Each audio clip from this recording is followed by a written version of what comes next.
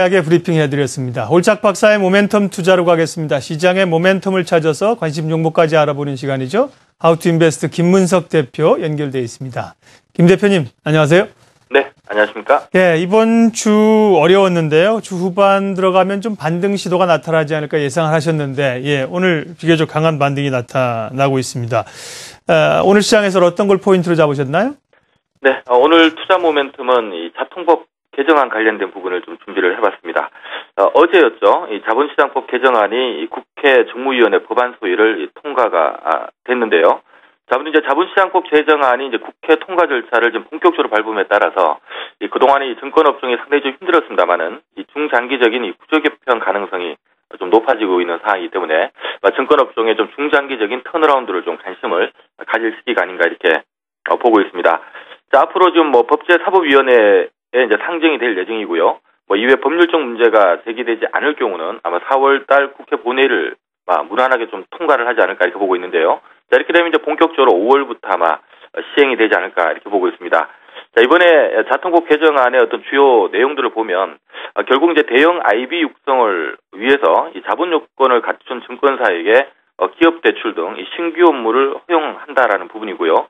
또 이제 대책을 해서 ATS를 도입한다는 부분이나 자본시장 인프라 계획 등 기존의 원안에서 이제 크게 바뀐 부분이 없는 것 같습니다. 자, 이렇게 된다면 저희가 그동안에 사실 이제 2011년 하반기에 국내 대형 증권사들이 대부분 다 이 대규모 증자를 단행을 했는데요. 일단 3조 원이라는 자본 규제를 둔다는 것은 향후 결국 이 부분에 있어서 어떤 신규 사업이 가점 체제로 변모한다라는 의미가 될 거기 때문에 결과적으로 본다면 일단 증자를 통해서 지금 자기 자본 3조 원 이상 좀 확보한 이 대형 증권사 쪽으로는 오히려 좀 호재가 되지 않을까 이렇게 보고 있고요. 그동안 이제 증자에 따른 어떤 할인 요인이 좀 있었다면 이런 부분이 좀 완화될 수 있는 계기가 되지 않을까 이렇게 보고 있습니다. 특히 이제 대책을 해서 ATS 도입을 하게 되면요. 아무래도 이제 한국거래소인 KRX가 또 이 기업 공개 IPO가 가능해질 수가 있는데요.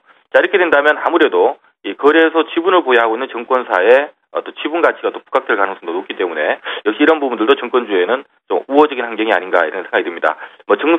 전 세계를 통틀어서 지금 거래소 상장되지 않은 나라가 지금 대한민국밖에 없는 상황이기 때문에 이 부분들도 좀 호재가 되지 않을까 이렇게 보고 있고요. 기본적으로 이 자기 자본 3조 이상의 대형 증권사들 쪽으로 좀 중장기 관심이 필요한 시점이 아닌가 이렇게 보고 있습니다. 네. 자본시장 통합법 개정안이 이제 소위를 통과했습니다. 그에 대한 기대감들로 이제 증권주에 대한 관심이 높습니다. 증권주 가운데는 어떤 기업들이 괜찮아 보이십니까? 네, 말씀드렸던 것처럼 일단 이 대형사들이 수혜를 볼 걸로 보고 있고요. 역시 KRX 지분을 보유하고 있는 업체, 이왕이면 이제 저 PBR이면 좋겠는데요. 사실 대부분의 지금 국내 증권사들이 지금 저 PBR이라고 생각을 하시면 될 것 같습니다. 이 증권회사의 수익 구조라고 하는 것이 사실 아직은 전체 비중의 상당 부분이 매매 수수료에 이제 치중이 돼 있다 보니까 우리가 기본적으로 생각해야 될 부분이 2000년대 초반, 즉 2000년 들어서기 전까지만 하더라도 온라인 거래가 활성화되지 않았을 때는 이 시황에 따라서 이 증권회사 수익이 상당히 매매 수수료 부분 중에서 큰 부분을 차지했었는데요. 결국 이제 온라인 시스템인 HTS가 개발이 되면서 결국 이제 수수료 인하 경쟁들 때문에 지금 이제 증권주들 같은 경우는 전반적으로 수수료 부분의 수입이 상당히 지금 감소되어 있는 상태고요. 그다음에 이제 증시까지 침체를 보이고 있는 상황이다 보니까 이러한 부분들이 이제 증권주 지금 장기 하락의 주된 원인이 아닌가 이렇게 보고 있습니다. 자, 하지만 일단 자통법 개정안이 결과적으로 이 무난하게 통과가 되고 5월부터 시행이 되게 되면 대형 증권사들은 이제 다른 일을 할 수 있다는 부분에서 좀 중장기적인 어떤 턴어라운드가 충분히 나올 수 있다라고 지금 보고 있고요. 또 단기적으로는 최근에 북한 리스크 때문에 거래 대금이 급격하게 감소를 하고 있는 상황인데요. 이 부분들 때문에 이제 증권사도 지금 수익이 좀 안 좋은 상황입니다만은 당장 이번 주만 놓고 본다 하더라도 12일 날 이 존 캐리 미국 국무장관이 또 방한을 하게 됩니다. 북한 리스크라고 하는 것이 결과적으로 지금 현재는 리스크가 발생한 상황입니다만은 점진적으로 어떤 방법을 통해서 완화시키려고 하는 노력들이 나오게 될 거고요. 결국 이 부분은 이 국내 일단 거래 대금이 지금 급감을 하고 있지만 국내 증권 거래의 어떤 수급 개선도 충분히 만들 수 있는 요인이 아닌가라는 측면을 놓고 본다면 단기적으로는 북한 리스크가 점진적으로 완화될 것이다라는 기대감이 수급 개선을 시키면서 이 증권회사에도 좀 도움이 될 것 같고요. 중장기적인 부분에서는 이 자통법 개정안 이 부분이 무난하게 통과를 하게 되면 특히 자기 자본 규모 3조 원 이상의 삼성증권이나 대우증권을 포함한 이 대형 증권사들은 상당히 좀 수혜가 되지 않을까 보고 있습니다. 대표적으로 대우증권의 차트를 보면서 좀 설명을 드릴 수 있도록 하겠습니다. 자, 이 증권회사 주가는 거의 뭐 대우증권 차트랑 비슷하게 생겼다고 보셔도 될 것 같은데요. 일반적으로 이 증권주를 조금 저희가 길게 놓고 보게 되면 전형적인 지수 민감주라고 우리가 보시면 될 것 같습니다. 일반적으로 이제 지수가 올라야만이 거래가 늘고요. 거래가 늘어야만이 이제 증권회사 수익 구조 좋아지기 때문에 과거 우리의 증시가 화랑을 보였을 때, 즉 88 올림픽 시점이라든가 90년대 중반 한국 증시가 해외 개방됐던 시점, 또는 IMF 외환위기 이후 2007년도에 증시 2,000포인트를 뚫었을 때죠. 자, 이렇게 전반적으로 이제 증시가 좀 하락을 보일 때 증권주들은 좀 치고 나가는 이런 모습이 있고요. 지금처럼 우리가 흔히 말하는 이제 시장이 좀 힘든 구간에서는 보통 이제 증권주들도 함께 힘든데요. 최근에 좀 재미난 부분은 지수는 그래도 직전 고점 2,000포인트 정도에 와 있습니다만은 이 증권회사 같은 경우는 주가 수준 자체가 뭐 지수와는 이 디커플링이 발생을 하면서 그동안에 우리가 대표적으로 증권주 하게 되면 이제 지수 민감주라는 얘기를 많이 하고 있는데요.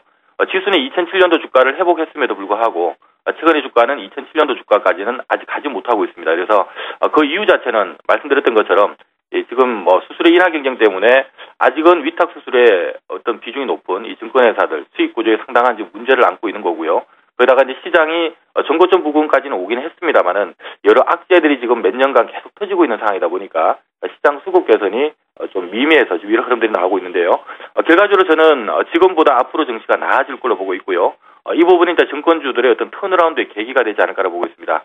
대부분의 증권회사들이 지금 PBR 1배 미만이고요. PER 기준 8배 미만이라는 얘기는 이미 안 좋은 상황을 주가 좀 반영하고 있다는 부분이기 때문에 앞으로 현재보다 더 나빠지지 않고 조금 개선되는 증권 시황이 열린다면 증권주들도 충분히 턴어라운드는 가능하지 않을까 이렇게 보고 있습니다. 아마 예전 고점까지 가기는 좀 힘들 것 같고요. 제가 봤을 때는 올 상반기 대우증권을 기준으로 해서 한 13,000원까지의 일단 낙폭 축소는 나올 수 있을 걸로 보고 있고요. 하반기 목표 주가는 15,000원권으로 제시하도록 하겠습니다.